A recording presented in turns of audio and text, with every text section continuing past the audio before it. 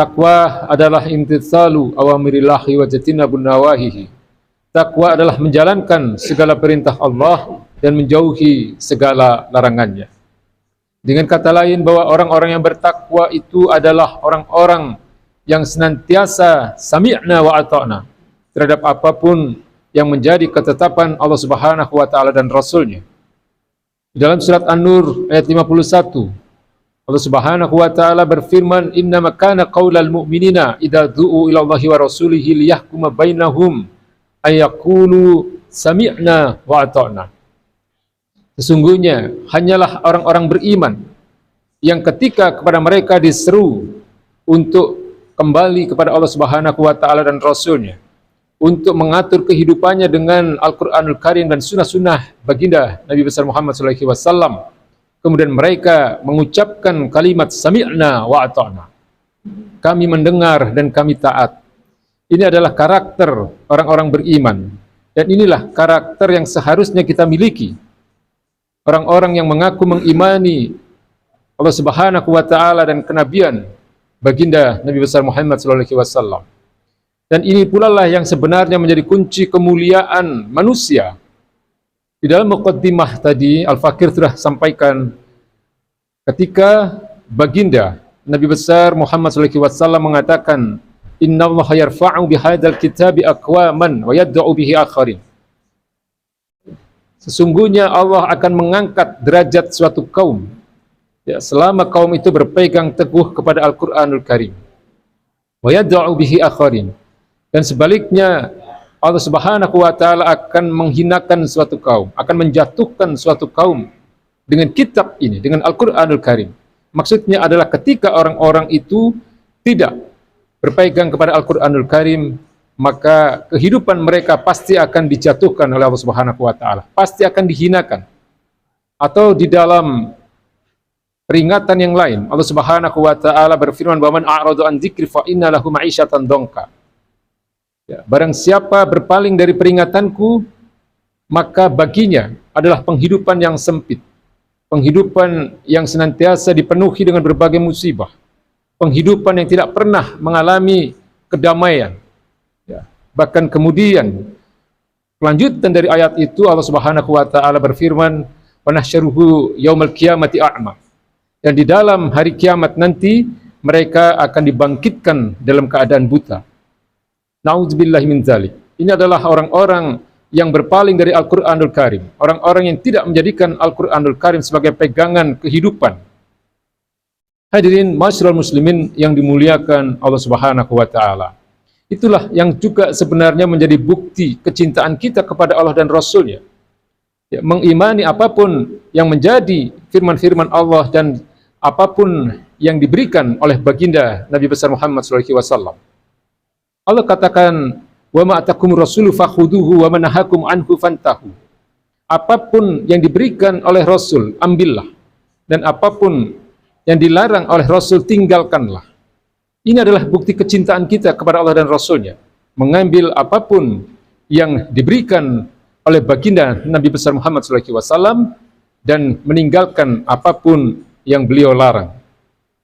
Dengan kata lain, bahwa sebenarnya bukti kecintaan kita kepada Allah dan Rasul-Nya adalah kecintaan kita kepada risalah-risalah yang dibawa oleh baginda Nabi besar Muhammad SAW, pada syariat Islam, ya, kepada apapun yang menjadi perintah beliau, apapun yang menjadi contoh-contoh beliau dalam perbuatan, dan apapun yang menjadi persetujuan beliau atau pembenaran beliau atau diamnya beliau terhadap apa yang dilakukan oleh para sahabat. Inilah yang disebut dengan sunnah-sunnah baginda Nabi besar Muhammad SAW. Maka konsekuensi kecintaan kita kepada Allah dan Rasul-Nya itu pun sebenarnya juga mengandung konsekuensi kecintaan kita kepada para sahabat. Karena Nabi mengatakan bahwa generasi terbaik adalah generasi beliau. Nabi mengatakan, "Khairun nasi qarni." Ya, sebaik-baik manusia adalah generasiku. Maksudnya adalah generasi para sahabat. Jadi kecintaan kita kepada Allah dan Rasul-Nya itu juga mengandung konsekuensi kecintaan kita kepada para sahabat beliau, terutama adalah para khulafaur rasyidin. Ya. Abu Bakar As-Siddiq, Umar bin Khattab, Utsman bin Affan, dan Ali bin Abi Thalib radhiyallahu anhum. Karena Nabi mengatakan, alaikum bisunnati, wajib bagi kalian untuk mengikuti sunnah-sunnahku. Tapi kemudian baginda Nabi tidak berhenti di situ. Baginda Nabi kemudian melanjutkan dengan sebuah kalimat, wa alaikum bisunnati al-khulafa ar-rasyidin al-mahdiyina min ba'di. Tapi wajib pula bagi kalian untuk mengikuti sunnahnya para sahabatku, orang-orang yang telah diberikan petunjuk oleh Allah Subhanahu wa taala, ya, setelahku. Bahkan kemudian baginda Nabi melanjutkan dengan sebuah kalimat yang luar biasa indah di dalam bahasa Arab. Baginda Nabi mengatakan, wa'addu 'alaiha bin nawajid. Kemudian gigitlah sunnah-sunnahku dan sunnahnya para sahabatku itu dengan gigi geraham.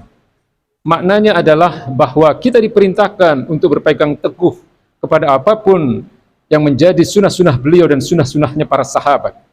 Inilah yang seharusnya menjadi pemahaman kita bersama, bahwa sebenarnya tidak ada kemuliaan tanpa kepatuhan yang total kepada baginda Nabi besar Muhammad sallallahu alaihi wasallam. Hadirin masyarul muslimin yang dimuliakan Allah Subhanahu wa taala. Maka sebenarnya patut bagi kita di awal tahun ini untuk bermuhasabah. Apakah kita ini memang sudah menjadi orang-orang yang mencintai baginda Nabi besar Muhammad sallallahu alaihi wasallam? Apakah kita sudah menjadi seorang muslim yang baik? Atau selama ini kita hanya mengklaim saja, hanya ucapan saja, tapi tidak ada ketaatan kita kepada syariat-syariat yang beliau bawa? Ya. Muhasabah. Imam Hasan Al-Basri mengatakan bahwa seorang mukmin yang menjaga dirinya sendiri, ya, dan dia senantiasa melakukan muhasabah, senantiasa menghitung amal-amal perbuatannya, apakah dia sudah tunduk kepada apapun yang dibawa oleh baginda Nabi besar Muhammad sallallahu alaihi wasallam, ya, maka Allah Subhanahu wa taala sungguh akan meringankan hisabnya. Ya, Allah akan meringankan hisabnya orang-orang yang senantiasa menghisab dirinya selama hidup di dunia. Ya, maka kecintaan kita kepada Allah dan Rasul-Nya haruslah senantiasa dibuktikan dengan senantiasa bercermin, refleksi, muhasabah, apakah kita sudah benar-benar mengikuti apapun yang beliau bawa. Hadirin masyarul muslimin yang dimuliakan Allah Subhanahu wa taala. Di sisi lain, Allah Subhanahu wa taala sebagaimana yang telah kami sampaikan di awal khutbah tadi, bahwa ada peringatan dan ancaman yang diberikan oleh Allah Subhanahu wa taala kepada mereka-mereka yang tidak berpegang teguh kepada sunnah-sunnah baginda Nabi besar Muhammad sallallahu alaihi wasallam.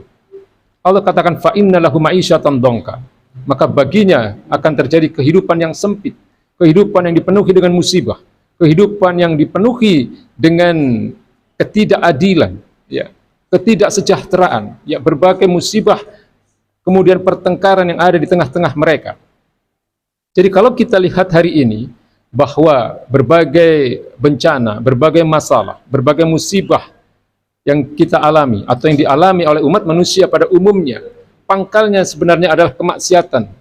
Pangkalnya adalah penentangan manusia terhadap hukum-hukum Allah Subhanahu wa taala. Allah katakan, zaharul fasadu fil bari wal bahr bima kasabat aydin nas. Telah nyata kerusakan-kerusakan yang ada di daratan maupun di lautan, bima kasabat aydin nas, dikarenakan perbuatan tangan-tangan manusia. Liyudhiqahum ba'dalladzi amilu, karena Allah Subhanahu wa taala ingin agar mereka merasakan akibat dari sebagian perbuatan-perbuatan mereka, la'allahum yarji'un, agar mereka kembali kepada Allah Subhanahu wa taala, agar mereka bertaubat kepada Allah Subhanahu wa taala. Kemudian Allah juga mengatakan di dalam beberapa ayatnya bahwa musibah yang sering terjadi di tengah-tengah manusia, kemudian berbagai kezaliman, berbagai ketidakadilan, itu pun sebenarnya adalah karena manusia tidak taat kepada Allah Subhanahu wa taala. Allah katakan, wa ma asabakum min musibah fabima kasabat aydikum. Apapun musibah yang menimpa kalian, sesungguhnya adalah terjadi karena tangan-tangan kalian sendiri. Imam Ali As-Sobuni dalam kitab tafsirnya, beliau menjelaskan tentang makna bima kasabat aydin nas. Ya, perbuatan tangan-tangan manusia, itu maknanya adalah kemaksiatan. Itu maknanya adalah penentangan akan hukum-hukum Allah. Orang berpaling dari apa yang dibawa oleh baginda Nabi besar Muhammad SAW. Orang berpaling dari Al-Quranul Karim, peringatan-peringatan Allah Subhanahu wa taala. Maka hari ini sebagai refleksi kita, sebagai muhasabah kita di awal tahun ini, seharusnya mengingatkan kita untuk kembali kepada Allah Subhanahu wa taala dan Rasul-Nya, kembali kepada Islam. Sebagaimana yang telah kami sampaikan di awal tadi, bahwa seharusnya ucapan orang-orang beriman ketika kepada mereka diseru untuk kembali kepada Allah dan Rasul-Nya, untuk berhukum atau mengatur kehidupan mereka, maka satu kalimat yang mereka ucapkan hanyalah sami'na wa ata'na. Kami mendengar dan kami taat. Wasari'u ila maghfirati min rabbikum wa jannatin arduhas samawati wal ardh uiddat lil muttaqin. Bersegeralah kalian menuju kepada ampunan Allah. Bersegeralah kalian menuju kepada surganya Allah Subhanahu wa taala yang luasnya meliputi seluruh langit dan bumi ini. Uiddat lil muttaqin, yang hanya disediakan bagi orang-orang yang bertakwa. Kemudian di akhir khutbah ini ingin kami sampaikan wasiat yang diberikan oleh baginda Nabi besar Muhammad SAW untuk keamanan dan kenyamanan serta keselamatan kehidupan kita di dunia ini. Baginda Nabi katakan, taraktu fikum amroini lan tadilu abadan in tamassaktum bihima, kitaballah wa sunnata rasulihi. Aku tinggalkan bagi kalian dua perkara, di mana jika kalian berpegang teguh kepada dua perkara ini, maka kalian tidak akan tersesat selama-lamanya. Baginda Nabi mengatakan kedua perkara itu adalah kitab Allah wa sunnata rasulihi, kitab-kitab Allah, yaitu Al-Quranul Karim, wa sunnata rasulihi, dan sunnah-sunnah Rasulnya.